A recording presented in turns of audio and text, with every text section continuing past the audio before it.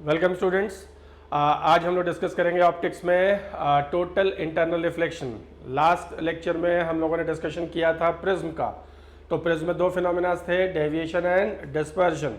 तो last lecture का जो डिस्कशन था वो डिस्पर्जन का डिस्कशन था। वाइट लाइट जब इंसिडेंट होता है तो वो अपने कंस्टिट्यूएंट कलर्स में स्प्रेड हो जाता है। ठीक, आज हम लोग एक दूसरे इंपॉर्टेंट फिनोमिना की बात करेंगे, टोटल इंटरनल रिफ्लेक्शन। ठीक, क्या है ये टोटल इंटरनल रिफ्लेक्शन, इसको ध्यान से समझ लेंगे। दो तीन रिजल्ट्स इसके साथ बड़े इंपॉर्टेंट हैं जो अक्सर दिखाई देता है, जो अक्सर पूछा जाता है। ठीक, तो ये ध्यान देना है।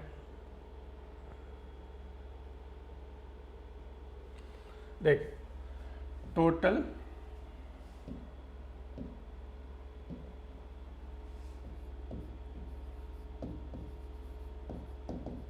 इंटरनल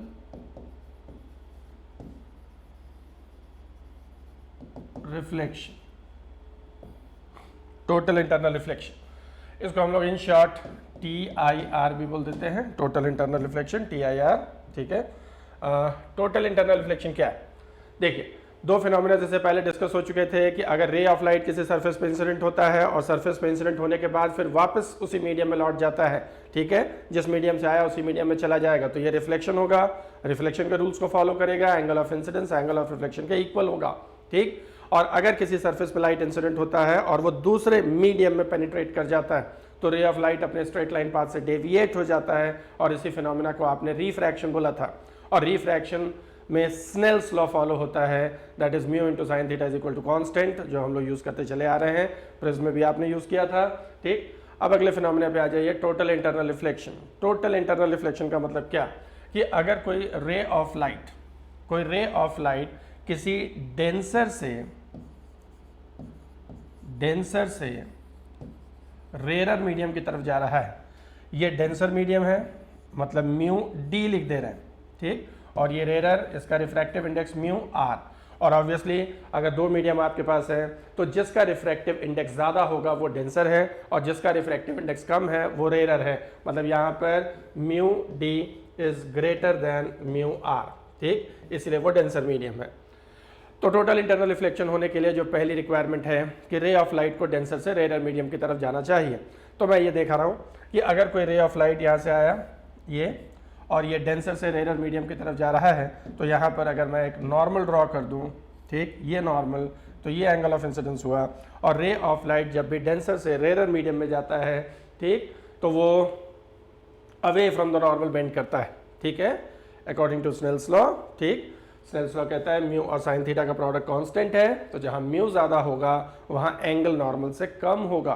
ठीक है, तो यहाँ देखो डेंसर से रेरर में जा रहा है तो रे of light will bend away from the normal. ठीक है, ऐसे, और ये एंगल ऑफ इंसिडेंस से एंगल ऑफ रिफ्लेक्शन ज्यादा होगा। अगर आप एंगल ऑफ इंसिडेंस को थोड़ा और बढ़ा दें, ठीक है, तो ये एंगल ऑफ रिफ्रैक्शन और बढ़ जाएगा। और अगर थोड़ा और बढ़ा दें, ठीक, तो एक सिचुएशन आएगी कि एंगल ऑफ इंसिडेंस जैसे जैसे आप बढ़ाते चले जा रहे हैं, ठीक, तो एक सिचुएशन आएगा कि एंगल ऑफ रिफ्रैक्शन कितना हो जाएगा, 90 हो जाएगा। ये एंगल ऑफ रिफ्रैक्शन कितना, 90। और मैंने बताया कि अगर डेंसर से रेरर में जा रहा है तो एंगल ऑफ इंसिडेंस कम होगा, एंगल ऑफ रिफ्रैक्शन ज़्यादा होगा। ठीक, तो ये एंगल 90 होगा तो ये 90 से कम होगा। ठीक है, तो यहाँ पर देखिए रे ऑफ लाइट आपने डेंसर से रेरर की तरफ भेजा और रे ऑफ लाइट रिफ्रैक्शन होने के बाद एंगल ऑफ रिफ्रैक्शन उसका कितना आ जा रहा है, 90 आ जा रहा है। ठीक है ना, ऐसा। और अगर आप एंगल ऑफ इंसिडेंस को इससे भी ज़्यादा बढ़ा दें, जैसे एंगल ऑफ इंसिडेंस आपने इससे भी ज़्यादा कर दिया, तो फिर रे ऑफ लाइट ऐसे रिफ्लेक्ट हो जाएगा। ठीक है, क्योंकि अब एंगल ऑफ रिफ्रैक्शन को और ज़्यादा होना होगा, और ज़्यादा होगा तो ये वापस इधर ही आ जाएगा। ठीक, तो इस रे ऑफ लाइट को आप देखिए क्या हो रहा है, इस रे ऑफ लाइट को आप देख रहे हैं तो ये वापस उसी मीडियम में आ गया। डेंसर से चला था, सरफेस पे इंसिडेंट होने के बाद वापस डेंसर मीडियम में ही आ गया। इसी फिनोमिना को टोटल इंटरनल रिफ्लेक्शन बोला जाता है। ठीक है, और ये ऑब्वियसली रिफ्लेक्शन के रूल्स को फॉलो करेगा, angle of incidence angle of reflection के बराबर होगा। ठीक है, मतलब ये कि अगर कोई रे ऑफ लाइट कहाँ से कहाँ जा रहा है, डेंसर से रेरर में, ठीक, और अगर आप एंगल ऑफ इंसिडेंस को बढ़ाते जाएं तो एक सिचुएशन के बाद रे ऑफ लाइट रिफ्रैक्ट नहीं होता, वो वापस रिफ्लेक्ट होकर उसी मीडियम में चला आता है। और अगर ऐसा हो रहा है तो इस फिनोमिना को टोटल इंटरनल रिफ्लेक्शन बोलेंगे। जबकि यहाँ देखिए आपने सरफेस को कोई सिल्वर नहीं किया हुआ है। जैसे मिरर में हम सिल्वर करते हैं तो लाइट इंसिडेंट होता है और रिफ्लेक्ट होता है, ठीक। यहाँ कोई सिल्वर नहीं किया, फिर भी रे ऑफ लाइट जाएगा और वो रिफ्लेक्ट हो जाएगा, ठीक। तो देखिए टोटल इंटरनल रिफ्लेक्शन किस एंगल ऑफ इंसिडेंस के बाद शुरू होगा, यानी जिस एंगल ऑफ इंसिडेंस पर ये एंगल ऑफ रिफ्रैक्शन कितना हो जाएगा 90, तो इससे बड़ा जब एंगल ऑफ इंसिडेंस होगा तभी टोटल इंटरनल रिफ्लेक्शन स्टार्ट होगा। तो देखिए जिस एंगल ऑफ इंसिडेंस पर एंगल ऑफ रिफ्रैक्शन 90 होगा, ठीक, इसी एंगल को हम लोग क्रिटिकल एंगल बोलते हैं बच्चों, क्रिटिकल एंगल, ठीक है। तो दो चीजें टोटल इंटरनल रिफ्लेक्शन के लिए, दो चीजें आपको याद रखनी है, ठीक। पहली चीज क्या कि रे ऑफ लाइट को डेंसर से रेयर मीडियम में जाना चाहिए, ठीक है, डेंसर से रेयर में जाएगा तभी, ठीक है। और दूसरी चीज कि एंगल ऑफ इंसिडेंस को क्रिटिकल एंगल से बड़ा होना पड़ेगा। सिर्फ डेंसर से रेयर में जाते समय हमेशा नहीं होगा total internal reflection, angle of incidence को क्रिटिकल एंगल से बड़ा होना पड़ेगा। और अगर एंगल ऑफ इंसिडेंस क्रिटिकल से बड़ा है, ठीक, तो टोटल इंटरनल रिफ्लेक्शन होगा। इसका नाम टोटल इंटरनल रिफ्लेक्शन रखा गया है। हमेशा टर्म्स पे, टर्मिनोलॉजी पे खास ध्यान दीजिए। ये बात तो समझ में आती है कि रिफ्लेक्शन हो रहा है, और रिफ्लेक्शन हो रहा है इसीलिए रिफ्लेक्शन वर्ड यूज किया। इंटरनल भी समझ में आता है। इंटरनल का मतलब कि रे ऑफ लाइट डेंसर से गया और वापस उसी मीडियम में आ गया, दूसरे मीडियम में गया ही नहीं, ठीक है, तो इसलिए इंटरनल, ठीक। और टोटल वर्ड किस लिए, टोटल वर्ड इसलिए लगाया गया क्योंकि जब इस तरह से रिफ्लेक्शन होता है तो 100% एनर्जी रिफ्लेक्ट बैक होती है, मतलब टोटल लाइट एनर्जी, ठीक। मतलब यहाँ पर अगर ये लाइट की इंटेंसिटी आई है तो जब यहाँ रिफ्लेक्ट होगा तो उतनी इंटेंसिटी होगी, ठीक। इसका मतलब 100% एनर्जी इज रिफ्लेक्टेड बैक, है ना। इस टोटल इसलिए वर्ड लगाते हैं क्योंकि 100% लाइट एनर्जी रिफ्लेक्ट बैक होगी, मतलब थोड़ा सा भी सरफेस पे ना एब्जॉर्ब होगा और ना ही थोड़ा सा भी दूसरे मीडियम में जाएगा। जितनी इंटेंसिटी का लाइट भेजेंगे सारी energy 100% total energy reflect back होगी, इसीलिए वर्ड टोटल लगाते हैं, इसीलिए टोटल इंटरनल रिफ्लेक्शन। और यही बात इस फिनोमेना को खास बना देता है क्योंकि ऑर्डिनरी रिफ्लेक्शन, जब आप कोई मिरर लेते हैं तो मिरर को आप कितना भी स्मूथ कर लीजिए, ठीक, कितना भी अच्छा रिफ्लेक्टिंग कर लीजिए, लेकिन जब लाइट उस पर इंसिडेंट होता है तो कुछ ना कुछ पार्ट मिरर एब्जॉर्ब कर लेता है। जैसे मिरर को अगर आप धूप में रख दें तो लाइट उसमें पड़ के रिफ्लेक्ट होगी और मिरर भी थोड़ा गर्म हो जाएगा, यानी कुछ एनर्जी वो एब्जॉर्ब करेगा। इसका मतलब 100% लाइट एनर्जी रिफ्लेक्ट नहीं होती, कुछ ना कुछ वो सरफेस एब्जॉर्ब करता है। लेकिन जब इस तरह की सिचुएशन आती है, ठीक है, जब डेंसर से रेयर में रे ऑफ लाइट जाता है और एंगल क्रिटिकल से बड़ा है, तो ऐसी सिचुएशन में 100% एनर्जी रिफ्लेक्ट बैक होती है, इसीलिए टोटल वर्ड लगाते हैं, टोटल इंटरनल रिफ्लेक्शन कहते हैं, ठीक। और यही बात इसे खास बना देता है और इसीलिए हम इसे सिग्नल्स वगैरह ट्रांसमिशन करने के लिए यूज़ करते हैं। आगे हम लोग अपने रिजल्ट पे आएंगे तो उसको हम लोग डिस्कस करेंगे, ठीक है। तो मैंने ये बताया कि जिस एंगल ऑफ इंसिडेंस पर एंगल ऑफ रिफ्रैक्शन 90 होगा वही क्रिटिकल एंगल है। तो TIR होने के लिए पहली चीज़ कि हमें क्रिटिकल एंगल का पता होना चाहिए, ठीक है। देखिए पहले क्रिटिकल एंगल के डिस्कशन पे आते हैं। क्रिटिकल एंगल, इस क्रिटिकल एंगल को हम थीटा C से डिनोट करेंगे, थीटा और नीचे छोटा सा सब्सक्रिप्ट C लगाएंगे शो करने के लिए क्रिटिकल एंगल है।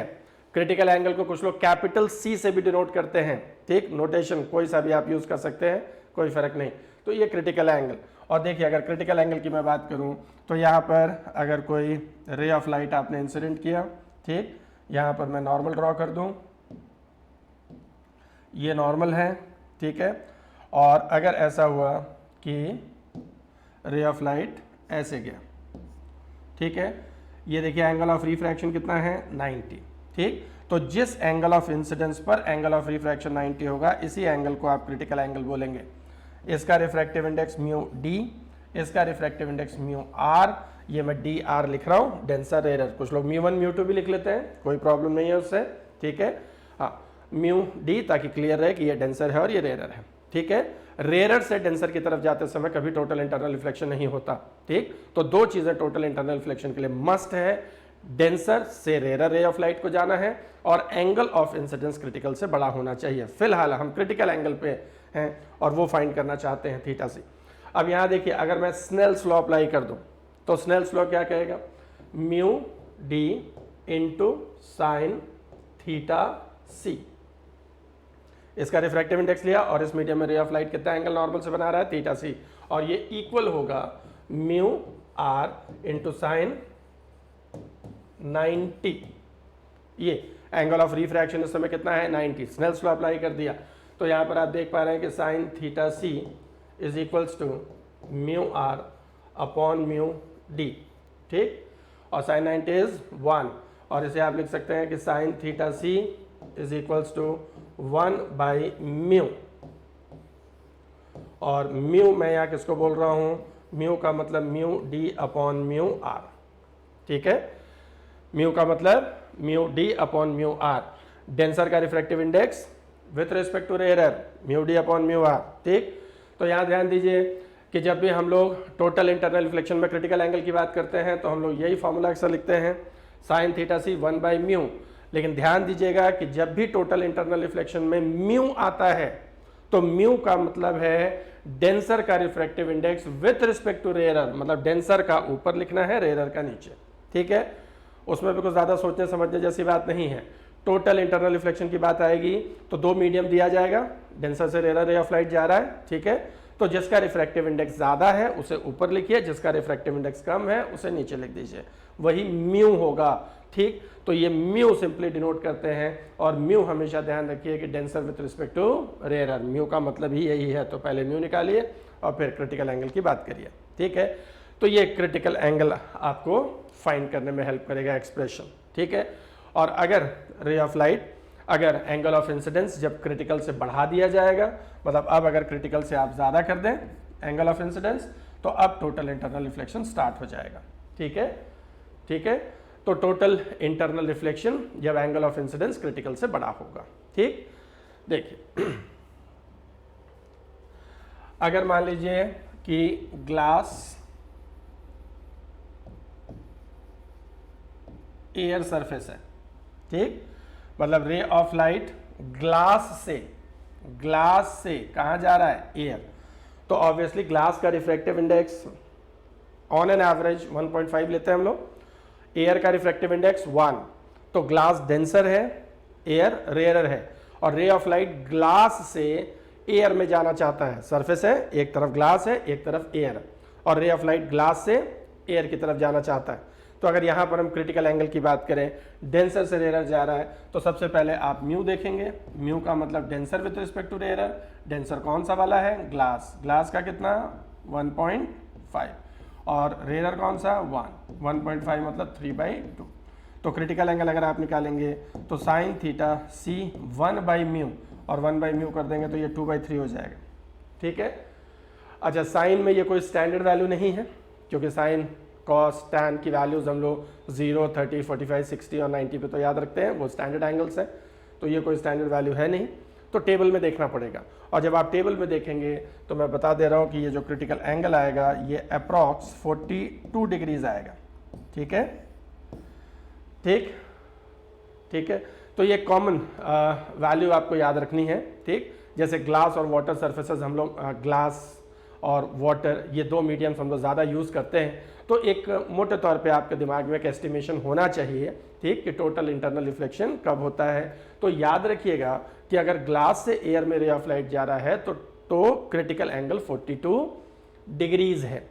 इसका मतलब कि अगर रे ऑफ लाइट ग्लास से एयर में जा रहा है और एंगल ऑफ इंसिडेंस 42 डिग्री से ज़्यादा होगा तो रे of light will suffer total internal reflection होगा, और अगर 42 डिग्री से कम है तो टोटल इंटरनल रिफ्लेक्शन नहीं हो पाएगा।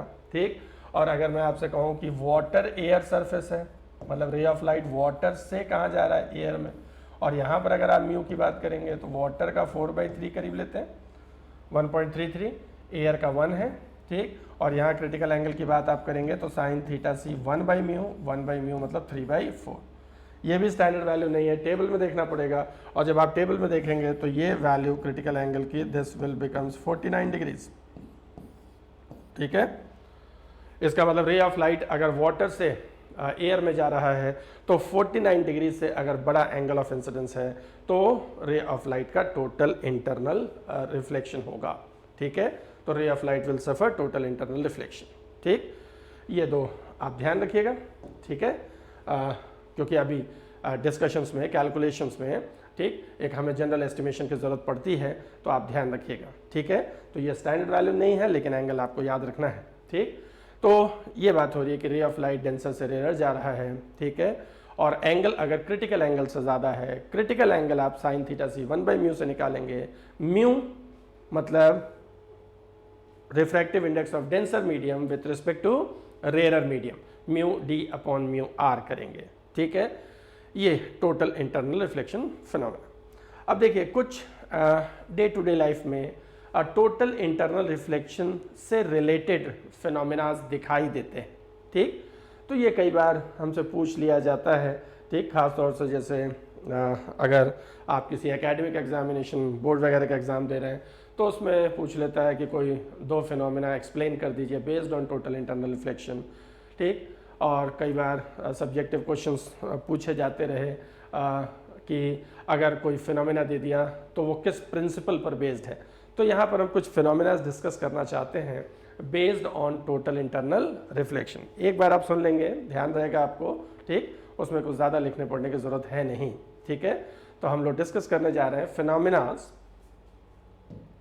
फिनोमेनाज related to total internal reflection.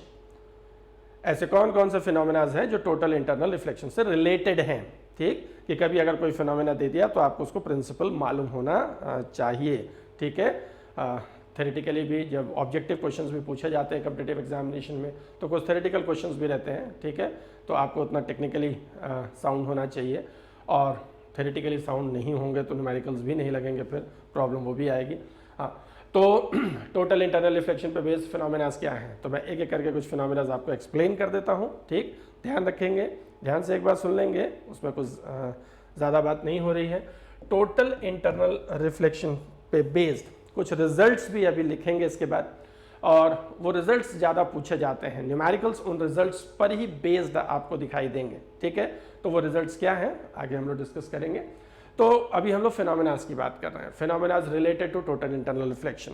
पहला फिनोमेना टोटल इंटरनल रिफ्लेक्शन से रिलेटेड जो मैं डिस्कस करना चाह रहा हूँ वो है मिराज। ठीक है, मिराज। अब मिराज मीन्स क्या है और ये कैसे दिखाई पड़ेगा। ये हॉट एरियाज में जहाँ गर्मी बहुत ज़्यादा पड़ती है वहाँ पर मिराज देखा जा सकता है। खासतौर से रेगिस्तान वगैरह में टेम्परेचर जहाँ बहुत हाई हो तो मिराज हमेशा हॉट एरियाज में आप ऑब्जर्व करेंगे। ठीक है, हॉट एरियाज में। ठीक, ठीक है, तो जहाँ पर टेम्परेचर बहुत हाई होगा, ठीक है, खासतौर से डेजर्ट वगैरह में वहाँ पर आप मिराज देख सकते हैं। हॉट एरियाज में, ठीक, कोल्ड एरियाज में नहीं। तो मिराज कैसे दिखता है, देखिए जब टेम्परेचर बहुत ज़्यादा हो जाता है एटमॉस्फेयर तो हमारा अर्थ सरफेस बहुत गर्म हो जाएगा, और अर्थ का सरफेस जब गर्म हो जाता है तो एयर के जो मॉलिक्यूल्स हैं, ये नेचुरल कन्वेक्शन का प्रोसेस है कि एयर के मॉलिक्यूल्स जब गर्म होते हैं, टेम्परेचर जब बढ़ता है तो मॉलिक्यूल्स ऊपर उठते हैं। ठीक, यानी गर्म मॉलिक्यूल्स ऊपर उठते हैं, इसलिए natural convection due to gravity. ऐसे बोलते हैं कि नेचुरल कन्वेक्शन मतलब हीट जो है वो हमेशा नीचे से ऊपर की तरफ ही जाता है। ठीक है, तो जब मॉलिक्यूल्स गर्म हो जाते हैं तो वो ऊपर उठ जाते हैं। ठीक, और जब मॉलिक्यूल्स ऊपर चले जाएंगे तो नीचे रेयरर हो जाएगा अर्थ के पास और ऊपर डेंसर हो जाएगा। ठीक है, तो जहाँ टेम्परेचर बहुत ज़्यादा होगा, है ना, 45, 46, 47 डिग्री सेंटीग्रेड ऐसा, है ना, डेजर्ट्स वगैरह में, तो वहाँ पर आप क्या करेंगे, वहाँ पर आप देखेंगे कि एयर के जो मॉलिक्यूल्स हैं वो ऊपर चले जाएंगे। जैसे ये अर्थ का सरफेस है, ठीक, ये अर्थ सरफेस हुआ, ठीक है, और ये अर्थ सरफेस अगर है और गर्मी बहुत ज़्यादा है तो मॉलिक्यूल्स बहुत गर्म हो जाएंगे और वो ऊपर जाएंगे, और जब मॉलिक्यूल्स ऊपर जाएंगे तो ऊपर कैसा हो जाएगा, डेंसर हो जाएगा, और अर्थ सरफेस के पास कैसा हो जाएगा, रेयरर हो जाएगा। ठीक है, ऊपर डेंसर नीचे रेयरर, मतलब एटमॉस्फेयर में ऊपर एयर मॉलिक्यूल्स की डेंसिटी बढ़ जाएगी और अर्थ सरफेस के पास एयर मॉलिक्यूल्स की डेंसिटी कम हो जाएगी।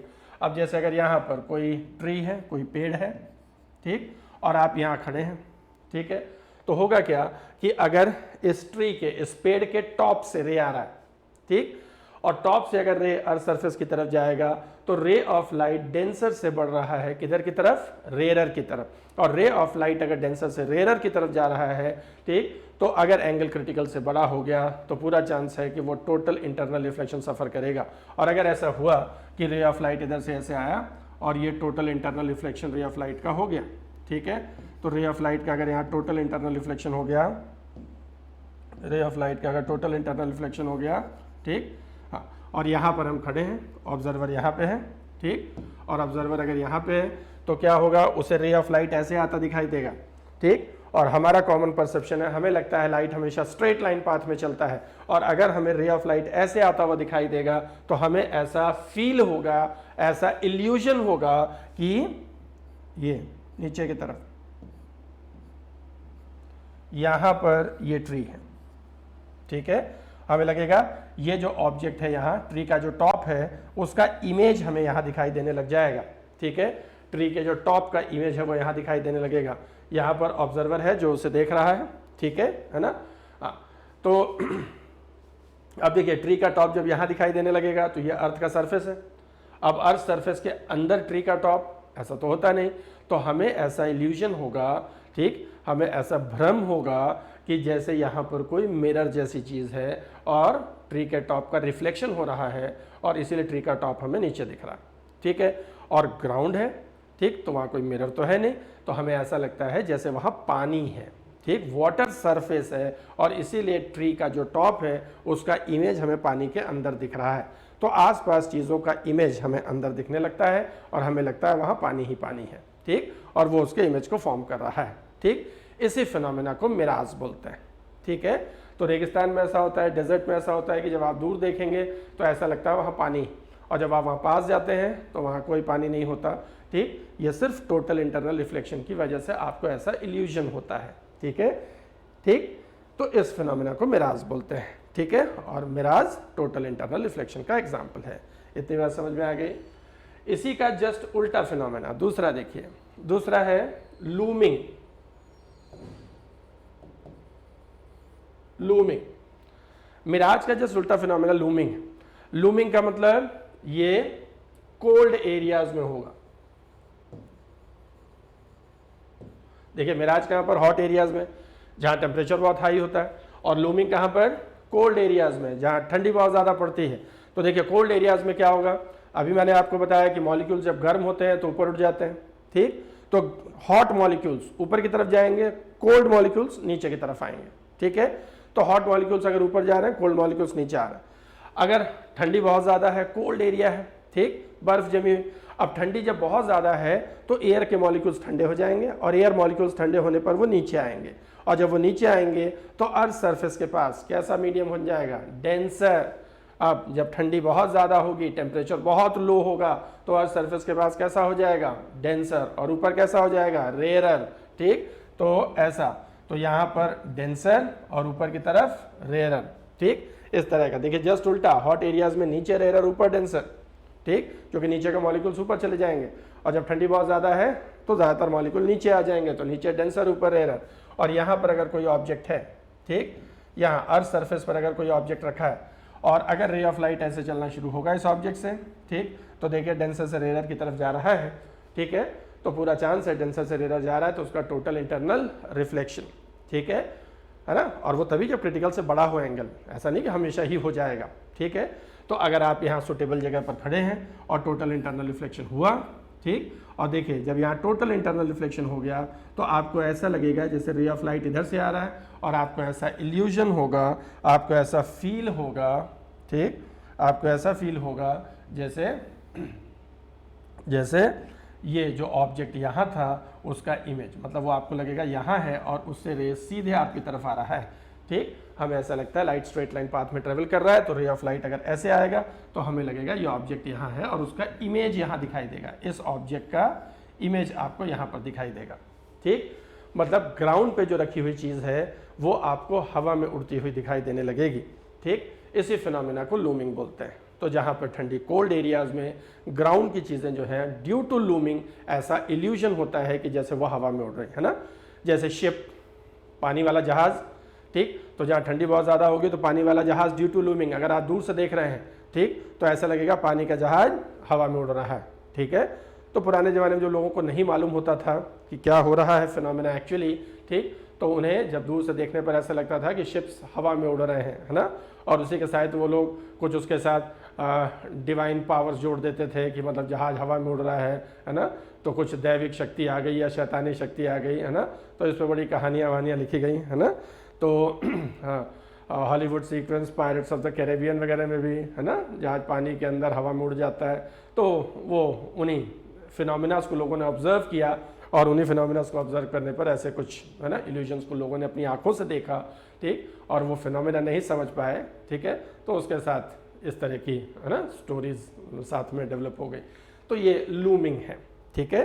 तो लूमिंग हमेशा कोल्ड एरियाज में और मिराज हमेशा हॉट एरियाज में, ठीक है।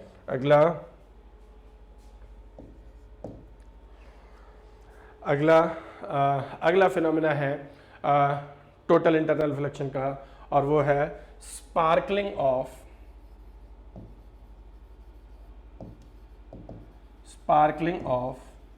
डायमंड,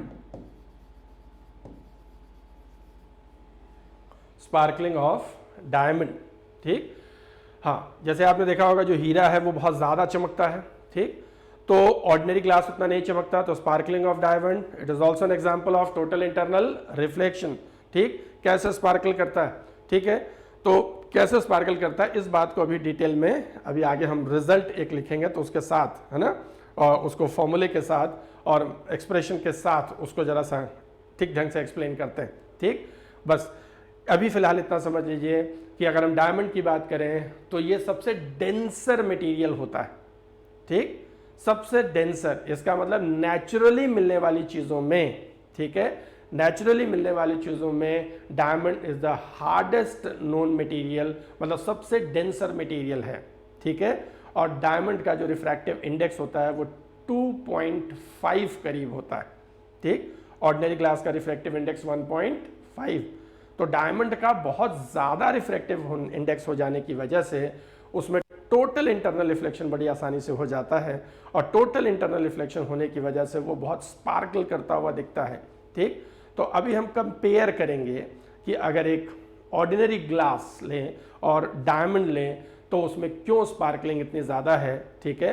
तो ये अभी आगे एक रिजल्ट निकालेंगे हम लोग, ठीक है, condition for no emergence in a prism, और उसी में इस बात को एक्सप्लेन करेंगे स्पार्कलिंग ऑफ द डायमंड को, ठीक है। But it is also a phenomena related to total internal reflection, ठीक। तो अभी जब हम लोग लिखेंगे रिजल्ट तो मैं जरूर उसको एक्सप्लेन करता हूँ। आगे आते हैं, दूसरा शाइनिंग ऑफ बबल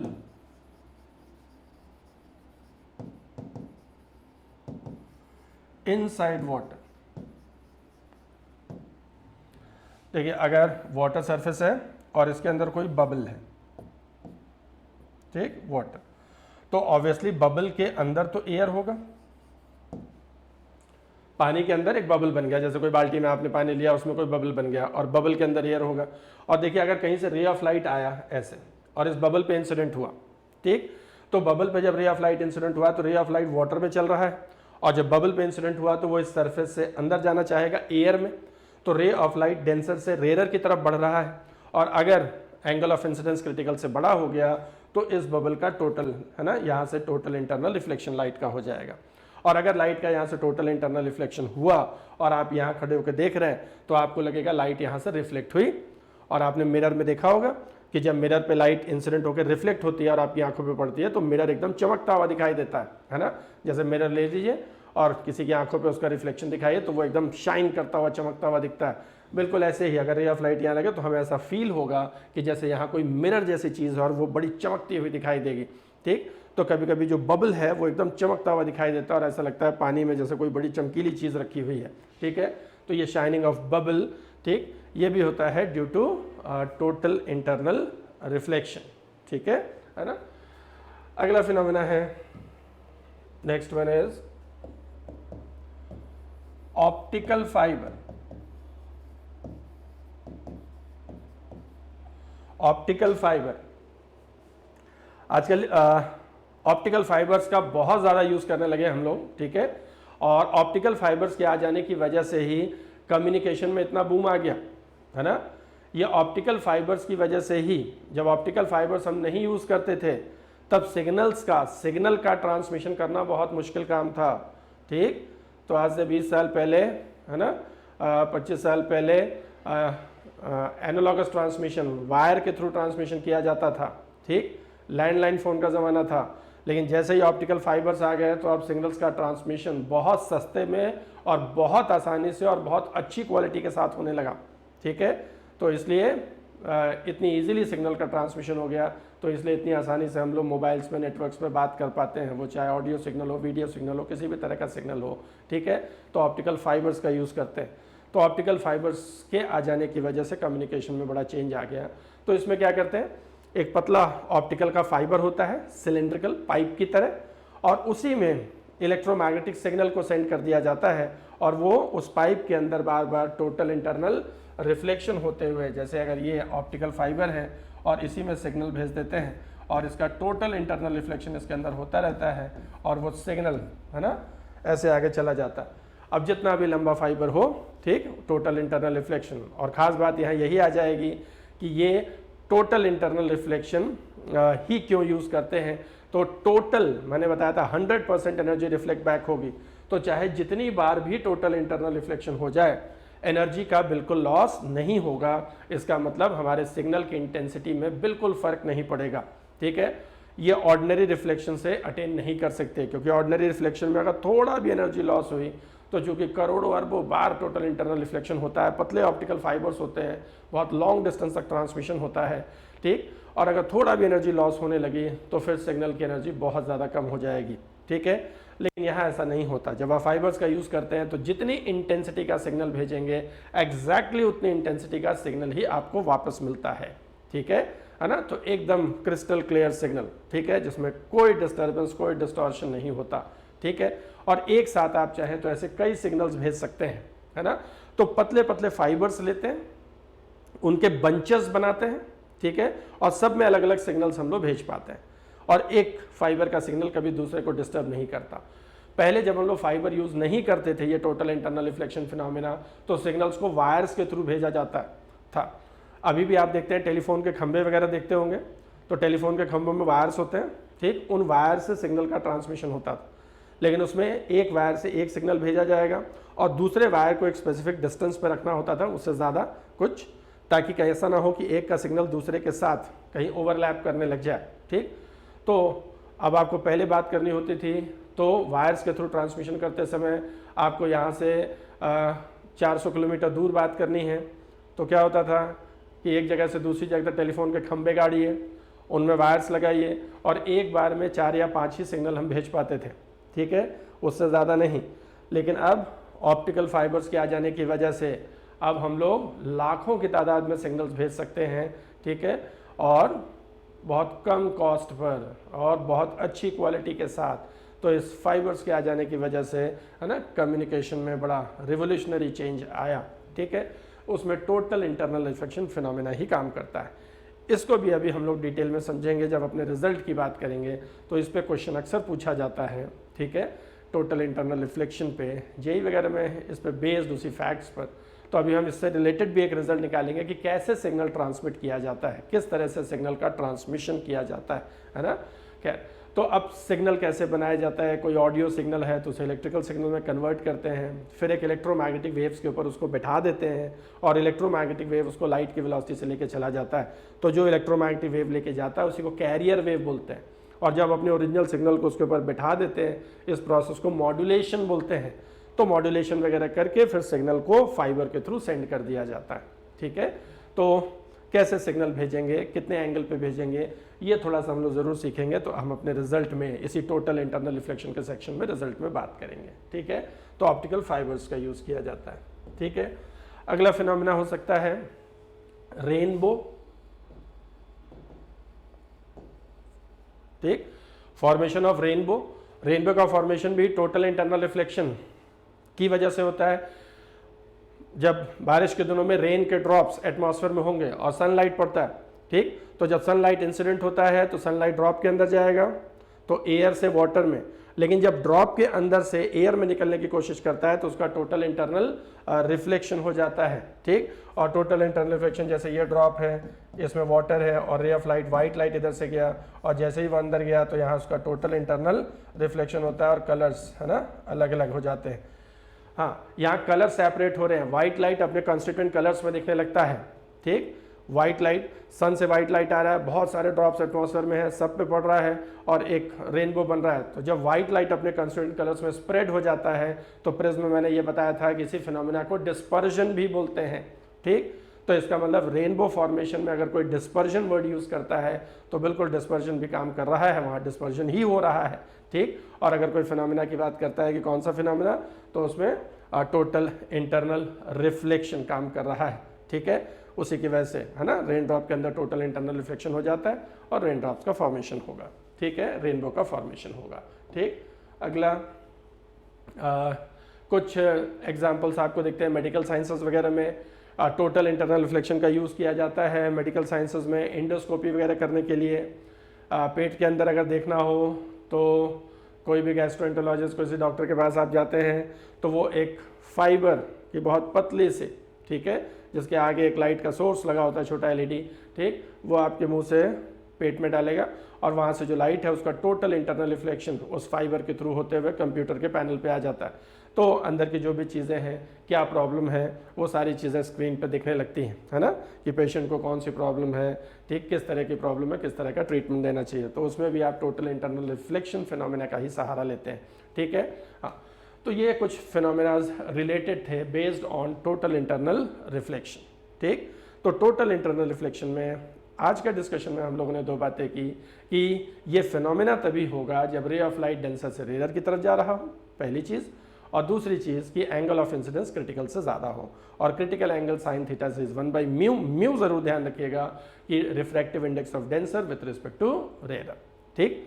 अब इस पे मैंने बताया कि कुछ रिजल्ट्स हैं, 3 रिजल्ट हम लोग डिस्कस करेंगे इस पे, ठीक। पहला रिजल्ट होगा कि अगर पानी के अंदर कोई फिश है तो वो कितने रेडियस के थ्रू उसे बाहर दिखाई देगा, वो भी टोटल इंटरनल रिफ्लेक्शन बेस्ड है।